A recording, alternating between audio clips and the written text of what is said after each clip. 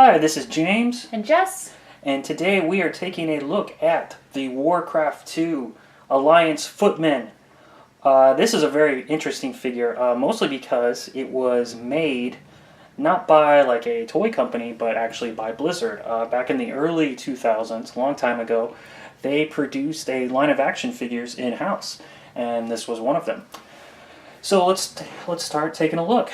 As you can see, he is a footman, and he is actually part of the kingdom of Lordaeron, as you can see there by this emblem on the shield.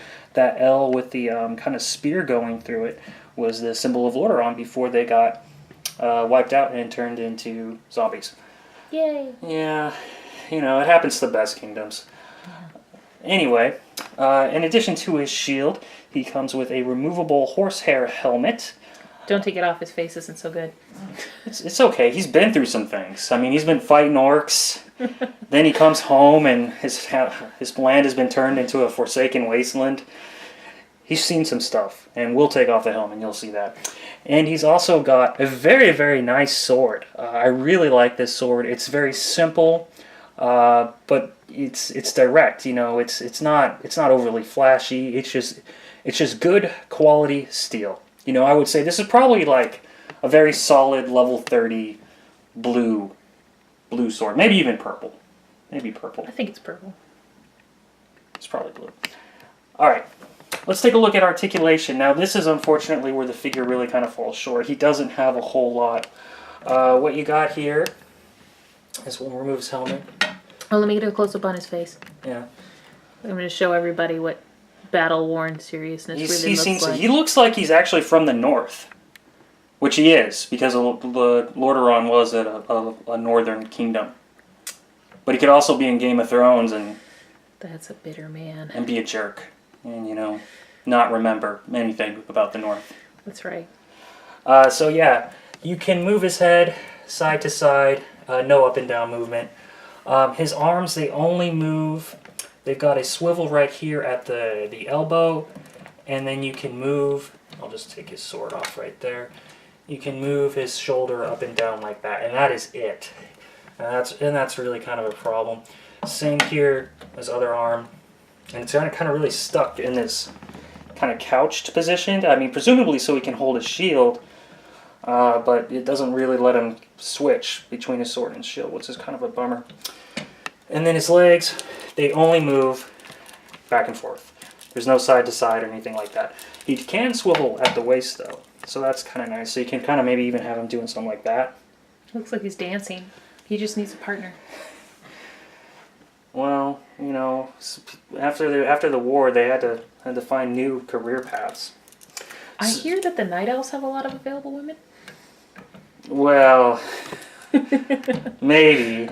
I don't know. I don't know if that's really where he wants to go. So anyway, articulation is probably the weakest part of this figure. He's really kind of stuck in this one pose, and it's almost kind of an awkward pose. I mean, he's got his shield really tightly close to him, and then he's got his sword just kind of out there, and it's not in any really kind of battle position. He doesn't hold his shield very well. No, his shield will also kind of go at weird angles. So will his sword. He really doesn't hold his accessories, as nice as they are, all that well. And standing-wise, he stands okay, but he can definitely be finicky. So he'll topple over every now and then if you kind of bump in, make a loud noise, that kind of thing. So that's articulation. I would give it about a 2.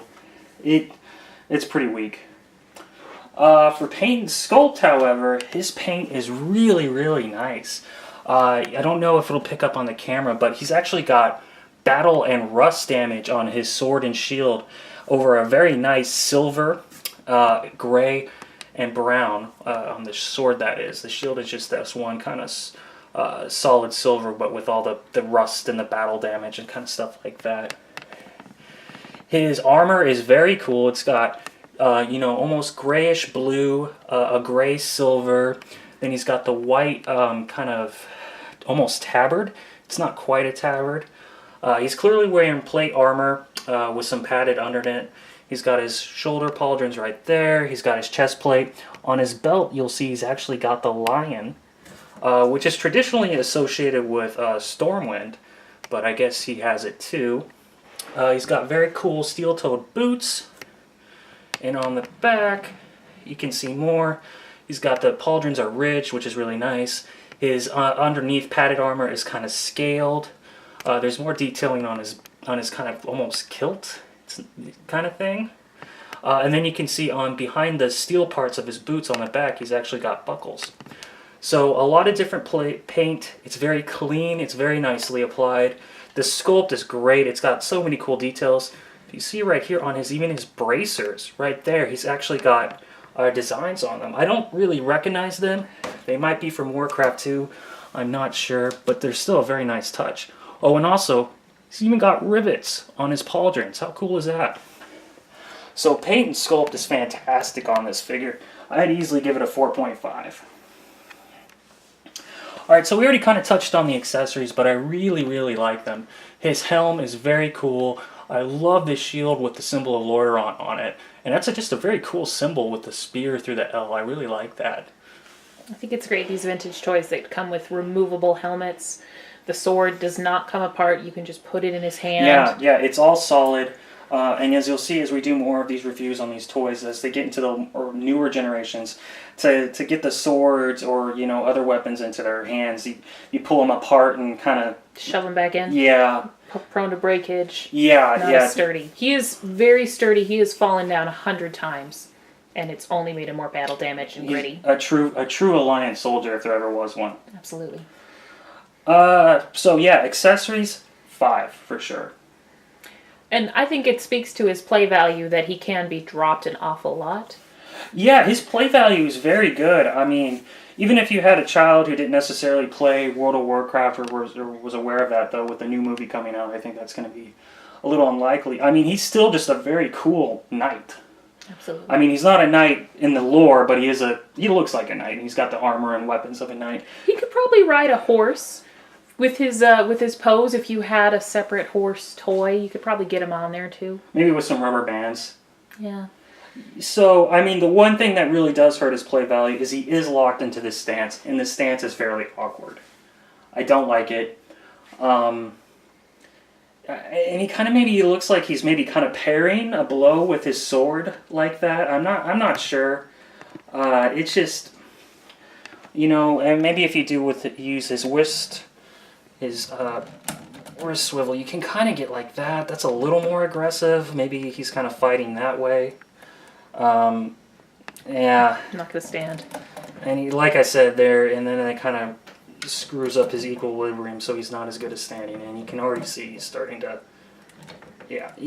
fall. And all right, I'll just hold him. Yeah. So play value, I'd say it's about a 3. If he just had a better stance or just more articulation, it'd easily be a 4 or 5. All right. And we're back, taking a look at the overall, all things considered. We're giving him a 3.5. Articulation was a 2. Paint sculpt a 4.5. Accessories a 5. Play value a 3. Not a bad figure. Not a bad figure at all. He's worth picking up, but you also should consider that at this point, the only way you're going to get him is through the secondary market. So if you can find him for a reasonable price, or what you consider reasonable, I would say definitely pick him up. However, with the movie coming out and with Legion soon coming out, we're starting to see a lot of these, Warcraft collectibles start to spike up. So you also might just want to wait until those kind of come down, and he's more in line. We paid around $20 to $30 for him, and I think that's a pretty fair price. I don't think I would pay more than that. He was a lot less expensive than some of the other figures in the line because obviously he's not a main character. I think I found him on eBay during a time that was between WoW expansions, and he was a lot more reasonably priced than when there's new expansion or news coming out. So if you are interested in these figures and you can wait, might be worth waiting until the movie's been out for a little while and trying to pick it up in that lull period so it's not quite as pricey.